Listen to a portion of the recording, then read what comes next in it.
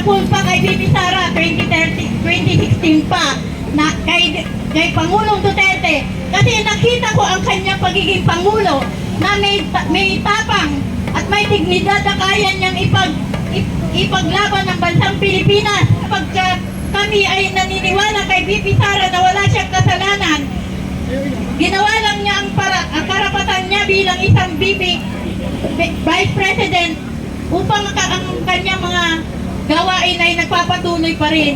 Bakit thrilling? Lagi niyan mukhang bibig si Bibi Sara. Lagi niyan inaaway si Bibi Sara. Wala naman ginawa sa kanya si Bibi Sara. Bakit hindi lang siya nakuha bilang Vice Presidente ni Duterte? Ay, nako, baka kung siya naupo at bilang Vice Presidente ng bansa, nako, baka mga trililing na tayong lahat. Di ba? Kasi wala naman siya karapatan eh. Pero mo talaga ngayon, itong nangyayari sa ating bansa, sektoral, lahat ng sektoral, nararamdaman ang inflation ng pagtaas ng bilihin dahil sa kanila kaka-impeach kay Bibi Sara. Ano ba ang lagi nilang idinadahilan ng impeach ni Bibi Sara? Ang talagang krisis ngayon, ang issue ngayon ay ang krisis sa langis at ekonomiya at pagtaas ng bilihin, babataas ng gasolina. Yan ang mga dapat nilang gawin na bigyan ng ordinansa. Hindi yung pag binigyan lang nila ng ayuda, tatakip na yung mga bibig ng mga nabigyan, wala nang bibig, di ba? Ayan, kaya kami narito sa lansangan, narito kami, hindi kami bayad ha.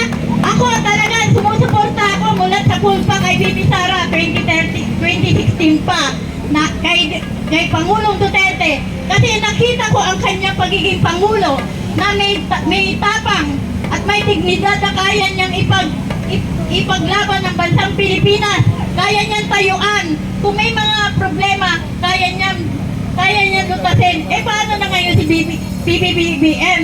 Di ba lagi na lang niya ina-actionan ang problema ni Bibi Sara?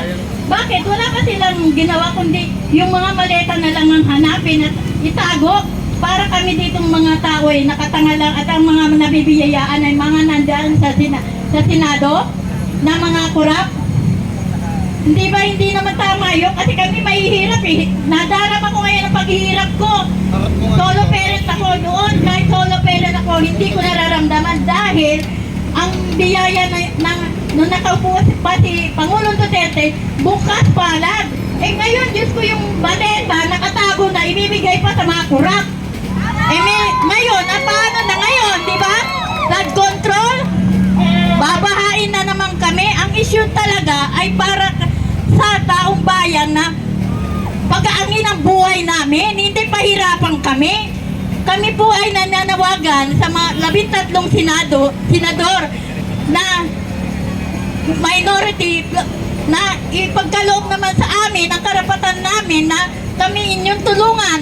Tutulungan namin si Bibi Sara, pero tulungan din po na ninyo kami na naririto kasi naniniwala kami na ang katotohanan ang magpapalaya sa Pilipinas, sapagkat katotohanan ng mga sinasambit lagi ni Bibi Sara, hindi po siya talagang bigyan ninyo ng paghuhusga kasi napakabuting tao at talagang nasa kanya ang pagiging matapang.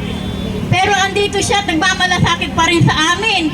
Kaya kami, tumatayo kami rito. Ang impeachment ni Bibi Sara ay trial na ng 3 hidikatura ng bansang Pilipinas. Ang Supreme Court, saka ang Senado at Kongreso. Pag yan nawala, paano na kami? Saan na kami sasandal sa inyong mga kapulisan?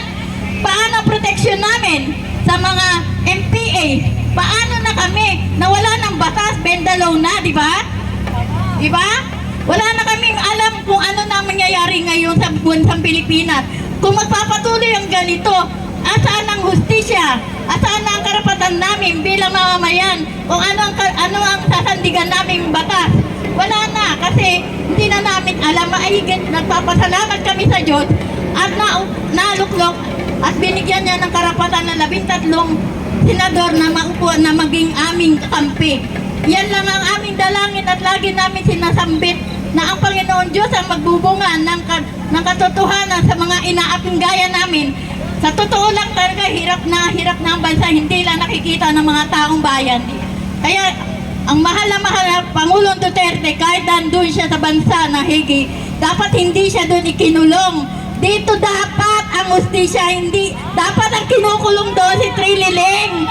Kasi siya yung kulitan di ba? Kaya si Duterte talaga ang tuangin namin pag-asa na maluktok sa 2028. Kahit kung hindi man mangyari yun at pagkaroon ng acquittal, nandito kami lalaban. Kahit wala kaming armas, ang aming proteksyon ng pagiging demokrasya at ang pagpapahayag ng nasa loobin namin ay yun ang aming sandata. Kaya sana lubayan nyo na impeachment ni Sara at unahin nyo ang kapakanan ng taong bayan dahil flood control na nandito kami, nagbibigay kami ng pamamahayag sa aming saloobin. Kahit alam namin na dapat ay nandun kami sa kabahayan namin. Pero nandito kami mga Duterte ay marunong at marespeto sa batas. Yan lang naman lagi namin iniisip sa aming buhay. Kasi naniniwala kami si Duterte lang ang magpapalaya sa bansang Pilipinas. Kailangan namin, wala nang iba kami pwedeng ibigay, ay hanap pa na ilalaban sa kanya, kundi ang si BP Sara lang ang katangi namin pag-asa na kami ay mabigyan ng kalayaan. At nawa, sana ang mga gaya ng kay Bato de la Rosa na ating senador, ang TRO niya ay hina-deny. Why? Bakit nga ba? Dahil nga sa ICC, walang kwenta naman kasi. Bakit kasi nakikialam ng ibang bansa? Nandito ang hustisya, nandito ang Supreme Court, nandito ang batas, hindi doon ikukulong. Dapat dito litisin, ano man ang mangyari, Pilipino pa rin yan at dito pa rin yan mamamatay at dito pa rin yan mabubuhay. Kaya sana, gaya ni Senador Bato de la Rosa, mabuti ang kanyang layunin nung siya'y naupo bilang isang hepe ng panahon ni Duterte. Maayos ang kanyang paglilingkod at ang kapakanan ng mga nangyari ng unang yon ay inayos niya ang mga adik. Ginawa niya ng paraan na mabigyan ng libreng rehabilitation. Sana naman, kung yan lang ang tututukan, walang mangyayari sa buhay natin kundi tutukan ang talagang totoong issue ng karapatan ng mga senador na magbigay ng batas at magbigay sa amin ng pagmamalasakit sa kapwa. Nawa kami ay pagbigyan nawa ng Senado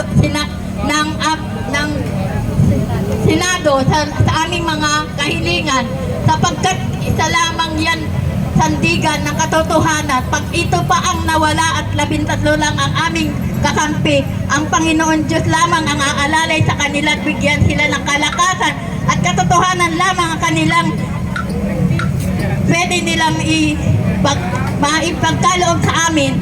Ang impeachment ni Sara ay hindi dahilan ng kahirapan namin, kundi ang korupsyon ng Pilipinas sa mga nakaupong politikong mga korap. Yan ang dahilan ng kahirapan namin. Yan, kaya dapat silang maalis kung hindi sila marunong magbigay ng karapatan sa mahihirap. At ang laban ito sa pangyayaring ito, laban ng mayaman at laban ng mahirap. Magkaiba ngayon, kaya kailangan manindigan tayo sa karapatan natin bilang isang Pilipino at isang mamamayan na may tapang at loob ng gaya ng pagmamalasakit kay BP Sara. At yan ay akin talagang sa loobin. Kahit ako nag-iisa lang at ang mga anak ko maayos man ang buhay, may pangamba ako sa araw-araw, kahit papaano, hinihingi ko pa rin ang awa sa Panginoon Diyos na kami iligtas sapagkat grabe ang hindi ka na makikita mo yung mga zombie naglalakad hindi mo na alam kung yan ay kakampi mo o hindi. Kasi nga, wala nang pinopokus ang gobyerno, kundi ang sa mga maleta na lang. Kaya nawa naman kami ipagkaloob naman sa amin ang kapayapaan ng Senado na 13 na lang ang aming pag-asa. Pag ito pa ang nawala, magre-rev government na talaga. Kasi yan na lang talaga pag-asa namin, mawawala pa. Sana madagdagan pa ang 13 na naniniwala sa impeachment, na hindi may impeach si BP Sara. Yun lamang po at nawa ipagkaloob sa atin ang kapayapaan at sa mga kapulisan na narito, hindi po namin kayo kalaban. Kami ay naghahayag lang ng aming damdamin. At ang aming pinaglalaban dito ay ang karapatan ni BP, ng isang Vice President na niluklok ng sambayanang Pilipino, at kami naniniwala sa kanyang kakayahan na kami ay kanyang ililigtas pagdating ng 2028. Maraming salamat.